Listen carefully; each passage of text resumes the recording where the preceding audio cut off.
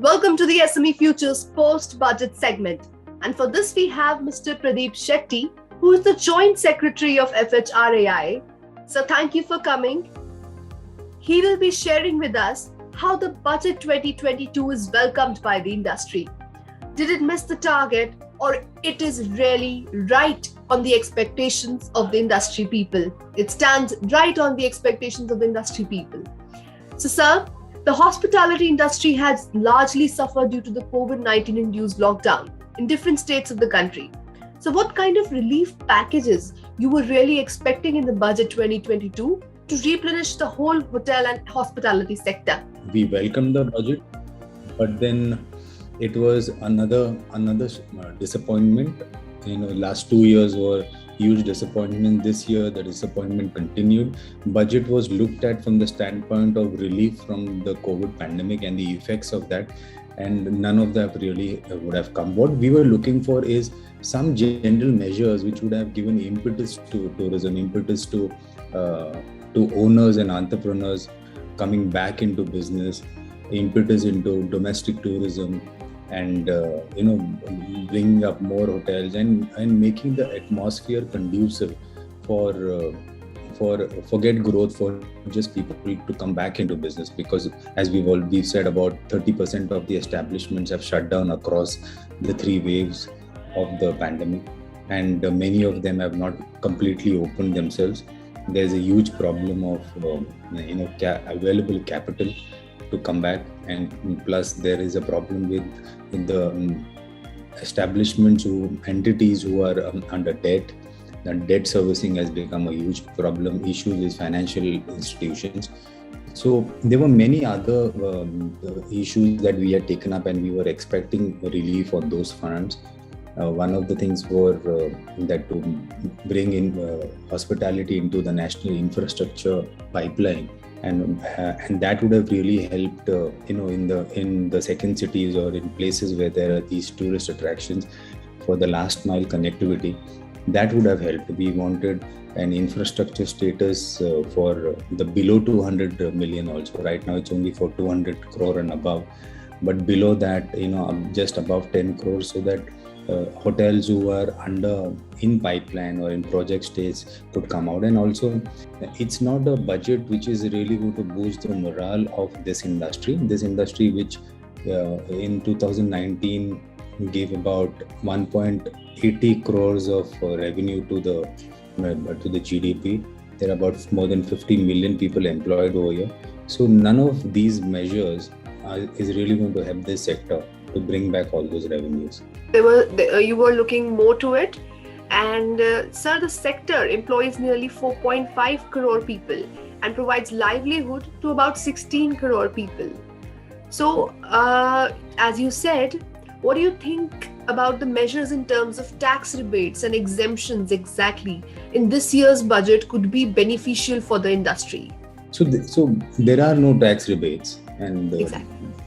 Yeah, so in the GST regime, there were things proposed like the ITC input tax to be brought back for the restaurant, and there were some issues with the 35 AD. Those were also requested, and then there were issues with the EPCG, in which towards export promotion when capital goods are imported. Now there were many issues of secondary conditions, and due to lack of foreign exchange, those conditions not being met by hotels, and hotels facing prosecution and litigations from the customs. So these were some of the issues which were required to be dealt with, but surprisingly nothing has happened. So there is no reform, there is no rebate that has come at all. What we were looking for was one is that from the state side there could be some waiver in statutory taxes, and from the center there was some grant or some availability of soft loans on long-term basis for the industry to come back. There were two parts of this. One is when there is somebody who already has a debt exposure. For them, the government came up with a credit line for MSMEs. Now that was only adding the burden on these MSMEs, and because of the continuing nature of restriction and handicap on this sector to generate revenue, even those were not being good enough, because um, because a hotelier or a restaurant, he still cannot service those loans. And the other section were the people who did not have any loan exposures, and they could not avail of any capital or any liquidity from the financial institutions, simply because these institutions have placed the entire sector into the negative lending list. So these are the two large problems, and hotels and restaurants across the country are struggling with these problems, due to which many after the first wave, 50% open, second wave came, more shut down, third wave, few open. All in all, it's left behind a trail of disaster, and no real relief looks like coming to get them all out of the woods. But sir, do you think that the extension of the emergency credit line guarantee scheme was of some benefit? It was really the need of the hour. Of course, yes, deed of the hour. But as I told you again, the first fundamental problem with this is that this is only giving you an additional loan. So this is not a fresh funding. It is giving you an additional loan as a working capital. Now, how this is not so effective for industry, and this is effective for every other MSME, because after the first round of lockdown, if you know, every other industry has bounced back and they are able to open. Like in the first wave, everybody was more or less shut. Thereafter, every other industry is open, so therefore this credit line was good enough for them because they were able to service them. These ECLGS schemes have a moratorium of 1 year or 2 years. Unfortunately, our industry players who availed this in the first round and in the second round are still unable to service those, leave alone the principal loans. That's because of the continuing nature of restrictions and lockdowns and the effects of this pandemic. There is no toll, there's no travel, there's no corporate travel happening. So there is no business to generate all of that. Yes, it is better from two point of view. One is that the government understanding and recognizing the real problem in this sector. And secondly, of course, availability of more fund. But let me tell you, there was ECLGS 3 and 4 came specifically for the hospitality sector. But if you look at the utilization has been very, very dismal. I don't think so even 5 or 10% of the outlaid amount were utilized. Now, this is because of poor implementation, because measures are announced, implementation is not happening. There is so much of apathy on part of the financial institutions because they just don't want to lend to a sector who they believe may not come up and running so soon. So while we welcome that, of course, there is one liquidity avenue available, but that has to be resolved, and one has to look at what plagued this scheme. And we are constantly engaging with the government. We had a meeting with the Department of Financial Services also, and we'll see how we can iron out the problems in this so as to see that it is really effective. Yes, sir. So you're saying that the budget has presented few reliefs, few reforms, but there's a problem in the implementation sector. And that really needs to be worked on, because that's the final stage of anything that's been come up or has been introduced. So sir, what were you really expecting from the Union Budget 2022 for restaurants specifically, as we have seen that there have been no direct reforms for the restaurants?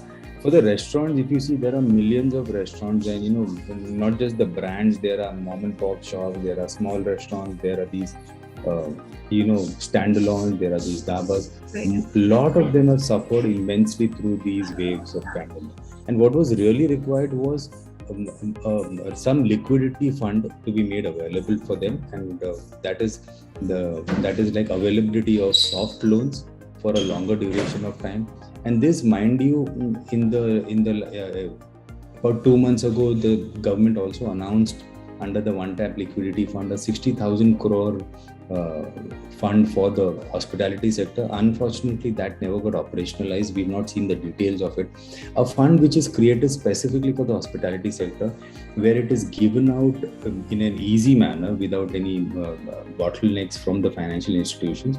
Those will be really helpful to revive the restaurant sector.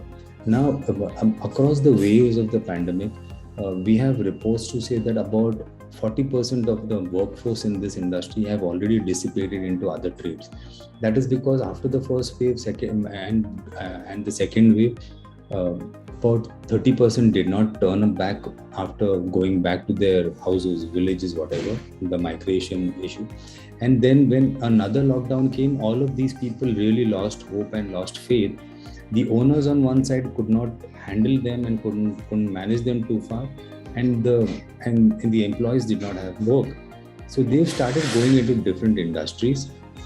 And with the third wave, today in the restaurant sector, only about 40% of the existing workforce are working. Of course, that's possible because restaurants are operating at 50% of capacity, so therefore it's possible. But if this industry has to bounce back, you need all of that workforce back, and you need to put some helping hand into the owners, where he can pay the employees whether or not there is restriction or not. Every time there is a restriction, you shut down. In the first round, there was a shutdown about 6 to 7 months, about 8 months in stuff. In some states, there was total shutdown. In the second round, there were about 3 months total shutdown. In the third wave, although there is no shutdown, in Delhi there was, but if the situation is akin to a lockdown, because footfalls have been very, very dismal. How does one support his employees, support his management costs and overheads? So that is where an employee pay pack support, which is the way it happened everywhere in the West, that was really required. The workforce is essential for an industry to grow. And if the confidence is eroded, those workforce are not coming back. So that's where a pay pack support was required, which did not come back. I think these were the critical elements which were required to be looked at. Okay. So, sir, how much would you like to rate this year's budget on the scale of 1 to 10, and 10 being the highest, as an overall, not specifically for your industry? We'll be talking about it in general. Like, how much would you rate it? I think rating-wise, I would rate it about 6.